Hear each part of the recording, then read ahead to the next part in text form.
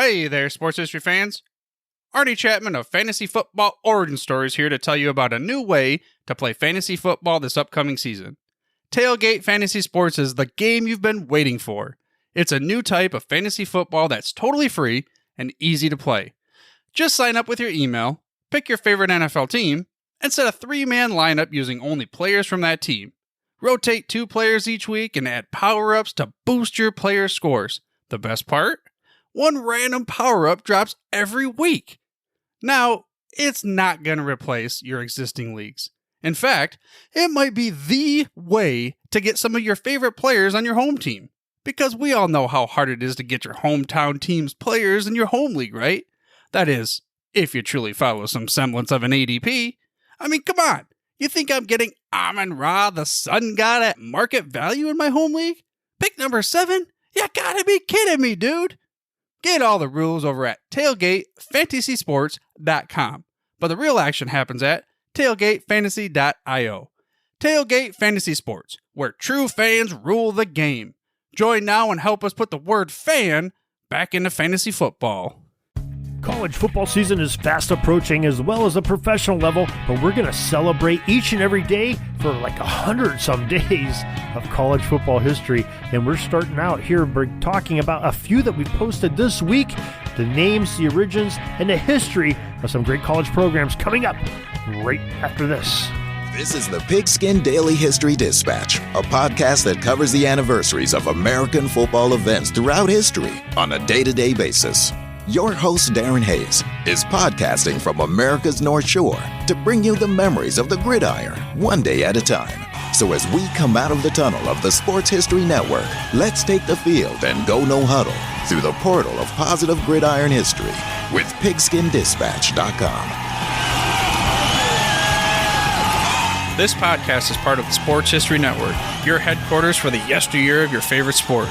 You can learn more at sportshistorynetwork.com. Hello, my football friends. This is Darren Hayes of PigskinDispatch.com. Welcome once again to the Pig Pen, your portal to positive football history. And man, do we have a great show for you today. We are going to be talking about some great college football programs.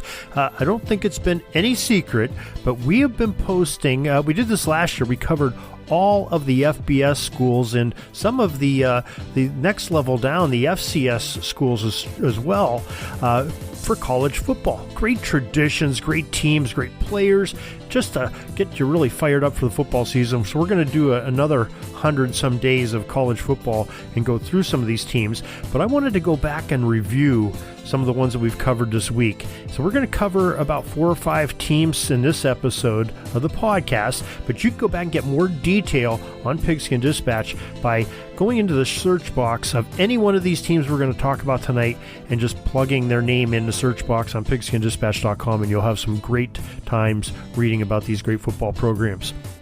But back at the beginning of the week, we talked about Brigham Young University, the BYU Cougars football team, and they started competition on a gridiron in 1922, so it's 101 years of football tradition at BYU. The Cougars have won 23 conference championships and 1 national championship, which was back in 1984, when they were the only NCAA Division 1A program to finish undefeated that year. Now, they've played in 37 bowl games to date, and they have about a just below 500 record in bowl games, 17, 20, and 1, and 18 top 25 finishes in the national football scene. Now, they have a very interesting way that they got that nickname, the Cougars. And according to a magazine article on the BYU Online magazine, it says, quote, BYU gained its Cougar nickname from BYU athletic director Eugene L. Roberts, right about 1916, who had written newspaper accounts saying that BYU athletes had played like Cougars. Well, the university officially adopted Cougars for its teams on October 1st, 1923, end quote. Now, so that's 1916, they got the nickname of Cougars from that newspaper report, the quote. Started football 6 years later, and 1 year into the football season, they had having a football team at the school. they officially get that name of the Cougars. And man, they have played like some Cougars because they have been ferocious. They have had the greatest quarterbacks college football has ever seen. How about names like Mark Wilson, Ty Detmer, Jim McMahon, Steve Young, the big old lefty, and some other great players as well, Chad Lewis and Dennis Pitta, just to name a few of them. Just endless names. BYU football tradition, a great program there, and they're still playing some high caliber football. So make sure you check out some games with them. Another program that really doesn't get a whole lot of love in the big time football is the University of Buffalo Bulls football program. They've been playing a lot of football on the gridiron. They've played college football since 1894, when 14 University of Buffalo medical students formed the first University of Buffalo football team. By 1896, the UB team was playing collegiate and club teams, and they finished the season with an impressive 9-1-2 record back in 1894. And 3 years later, in 1897, C.W. Dibble coached UB to a perfect 7-0 record and no ties either, beating Syracuse twice in that season. 1899, Bemis Pierce coached UB to a 6-0 record. You've heard of Bemis Pierce quite a bit as we talk about old football. He was part of that, powerful Carlisle team that played in that era back there in the late 1800s, and also played on some early professional teams. His team that he was on from Syracuse Athletic Club, they ended up winning the 1902 World Series of Football at Madison Square Garden, and we're going to get into more of that as we talk, about the 1900s of football, and we got some great articles on that. But they also have a very interesting origin of their name. Now, you would think with a name like Buffalo, or think of the Buffalo Bills and the Buffalo Bisons, and something to do with the animal that roamed the Great Plains, of yesteryear, and trying to make a resurgence, and they're trying to get them back here. Mighty Beast, but they chose the name of the bull, which is another mighty beast, strength and power. It's kind of interesting how they got that name. Now, sources indicate that the University of Buffalo sports teams were known as the Buffalo Bisons until the 1930s, when the school decided to change their name to the Bulls to avoid confusion with several of the professional sports teams of the same name. The Buffalo Bulls football team, they were a member of the Mid-American Conference, the MAC, in the football subdivision, FBS, the National Collegiate Association. They've won 2 MAC championships, 1964, 2008. Played in 2 bowl games, and they unfortunately lost both those, a 65 Tangerine Bowl and a 2008 International Bowl. They've had some decent coaches here, some actually big-name coaches, Glenn Killinger, Jim Killian, Bob Griffin, and Dick McPherson all roam the sidelines as the head man of the Buffalo Bulls. They've had 20 All-Americans on their rosters. So if you get a chance to watch the University of Buffalo play some football, it might be a good idea because they have had some great teams. Now, let's go out to the West Coast on a team we also talked about this week. We talked about the California Golden Bears. Now, their football program is one of the oldest and most successful in college football. That team began play in 1886 and has won 5 national championships in 1920, 21, and 22, and 23. That's 4 years in a row. Those are the wonder teams back then.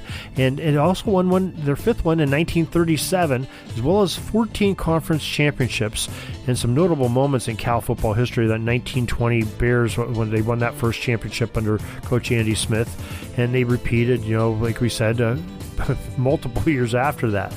And they won the Rose Bowl in 1958, and they defeated Ohio State 17-14.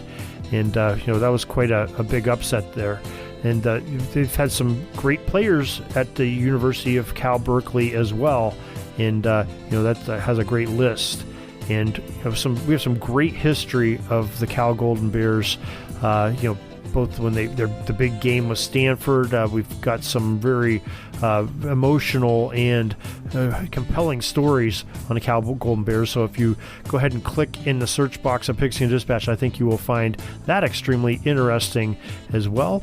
And when we come back, we're going to talk about a few more programs and the history of their programs, the origins of their mascot names, and more coming up right after this. If you have ever seen a sports story on TV or online or maybe in a newspaper, chances are once upon a time you have seen it before.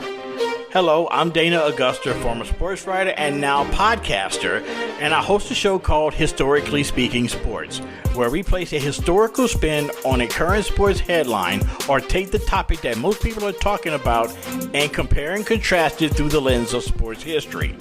In this show, we talk to researchers, authors, and other sports history connoisseurs about what fans and analysts are talking about, yet in the terms of sports history. We also do a weekly top 5 countdown, highlighting moments that pertain to the subject of the show or the 5 greatest moments in the history of sports that took place that week. And to complete the show, we send a shout out to a famous sports figure or moment in sports history that both pertains to that episode or someone who had a dramatic role in sports history or an event in history that fans just need to be reminded of. The show, Historically Speaking Sports, where we put a historical spin on sports headlines. That's Historically Speaking Sports, right here on the Sports History Network. This is the Pigskin Daily History Dispatch. Friend Rich Smelter is back with us. Rich, welcome to the Pig Pen. Darren, thank you so much, and as always, I'd love to jump headfirst into the pig pen with you. I just love this stuff, and I love doing this show. Hey, thanks for sticking with us. And we've been talking about some great college football programs. We're going through all 100 and some of the FBS schools here in the next 100 days. We are going sort of alphabetically. We are in the B's and C's, as you can see this week. And another team we want to talk about that doesn't get a whole lot of love, and many people have never heard of them, Central Michigan. They are called the Chippewas, and that football program has been around for a while as well. They started playing football in 1896, and they have the 30th highest overall winning percentage of programs playing in the NCAA Division I. Now think about that for a second. There's 120 some teams, and they're 30th, so they've been playing some ball, especially since 1896. Now, some of the most notable players in Central Michigan Chippewas football history, Tony Fisher, who's a 2-time All-MAC running back, and he led the Chippewas to a conference championship in 1976.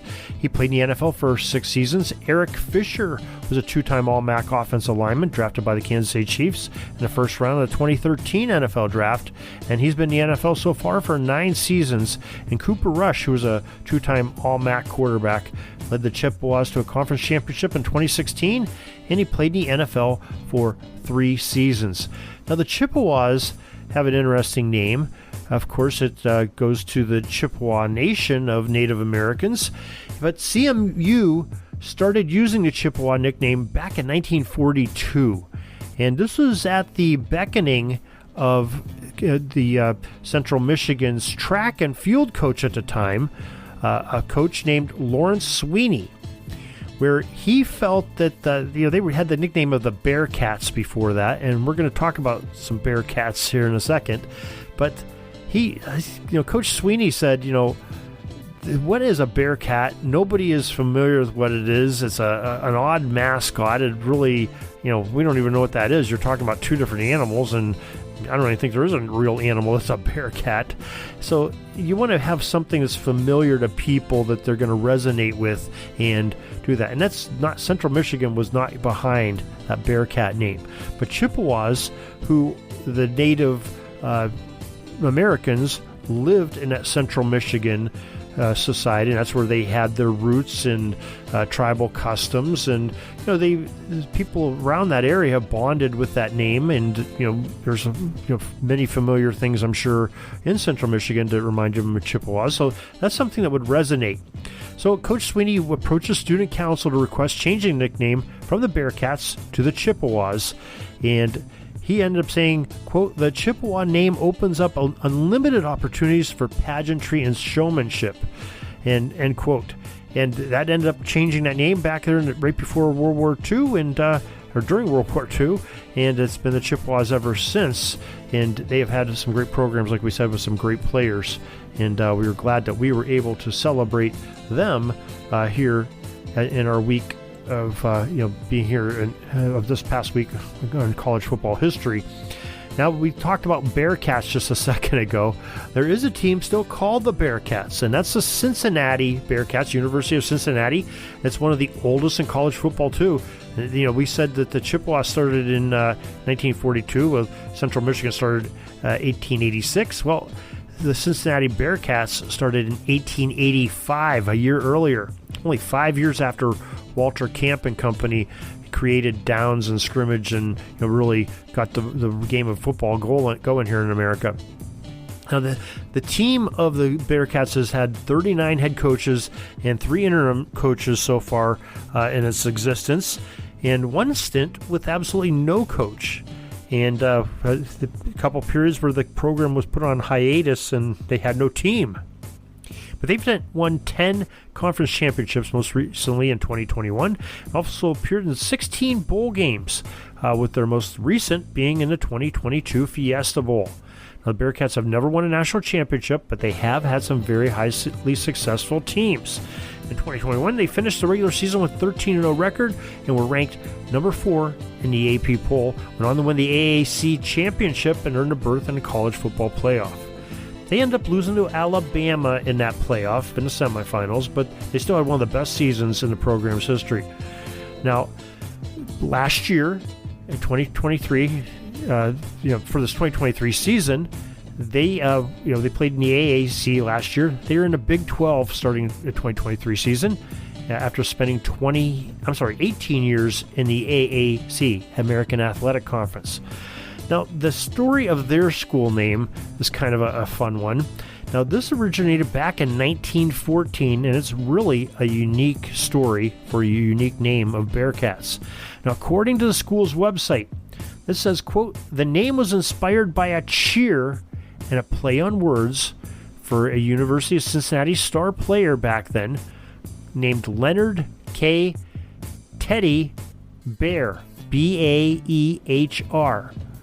A chant created during the game said, quote, they must be Wildcats, but we have a Bearcat on our side, end quote.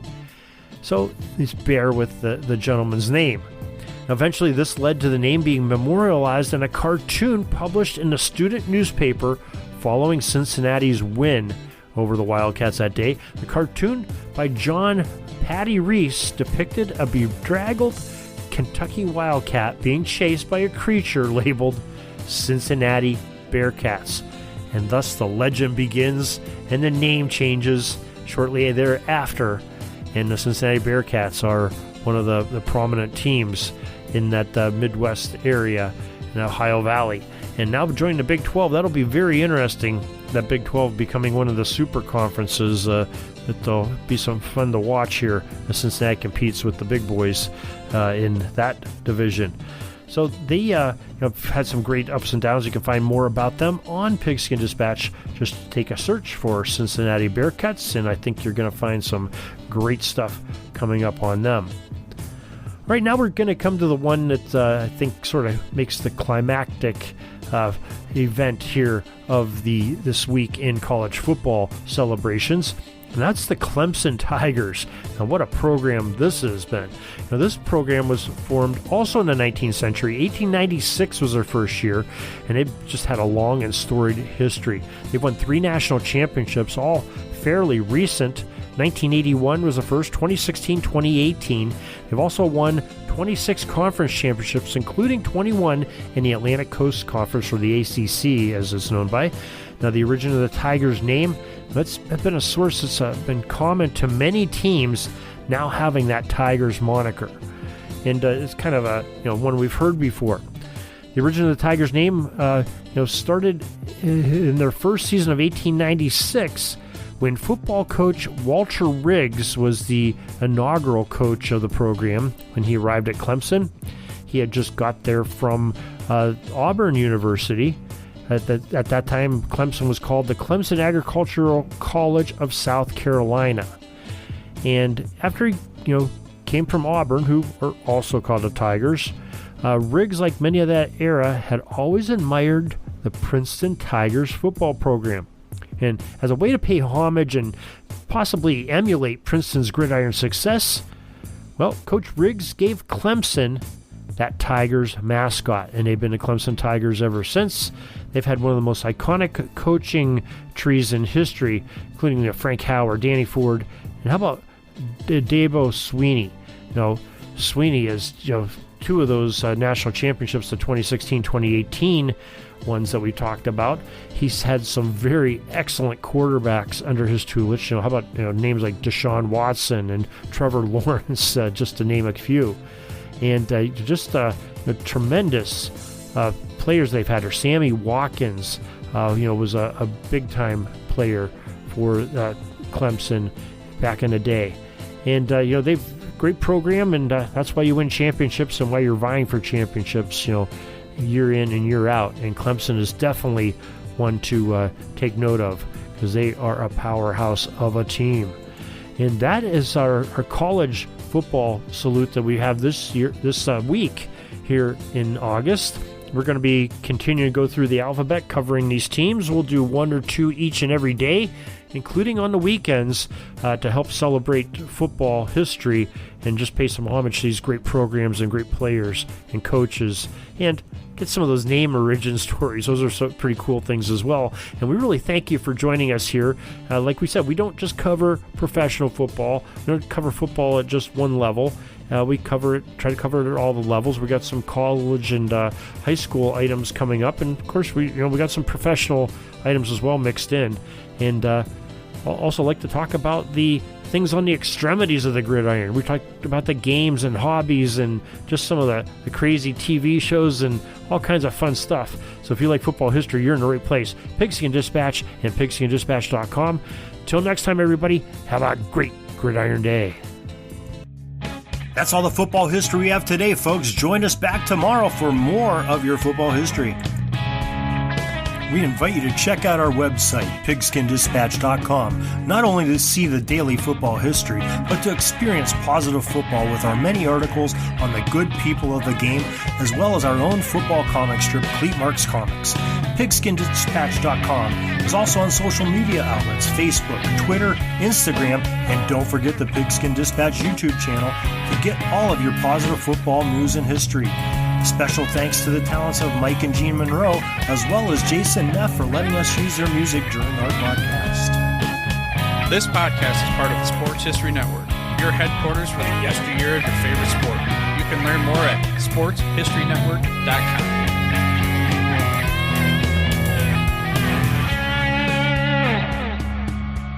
Hey there, sports history fan. This is Arnie Chapman, a.k.a. the Football History Dude, and I wanted to thank you for stopping by to listen to another episode here on the Sports History Network. Our podcasters are passionate about uncovering and sharing sports stories from yesteryear. And if you didn't know it already, we have over 30 shows across the network covering all sorts of sports history topics. In fact, here's a glimpse into one of our awesome podcasts here on the network. Each week, the official Football Learning Academy podcast will take you deep into the history of pro football through interviews with players, coaches, or administrators in the NFL, as well as interviews with Pro Football Hall of Fame selectors, authors, and historians. You'll learn how the game evolved and important moments that shaped the sport into what it is today. And don't miss the Pro Football History Nugget of the Week. Listen to the official Football Learning Academy podcast on the Sports History Network. How about that? I bet you're super hyped to go listen to that new podcast, right? Well, to learn about this show and all the other podcasts on the network, head over to sportshistorynetwork.com/podcast. Again, that's sportshistorynetwork.com/podcast. Head over there today to find your next favorite sports history podcast.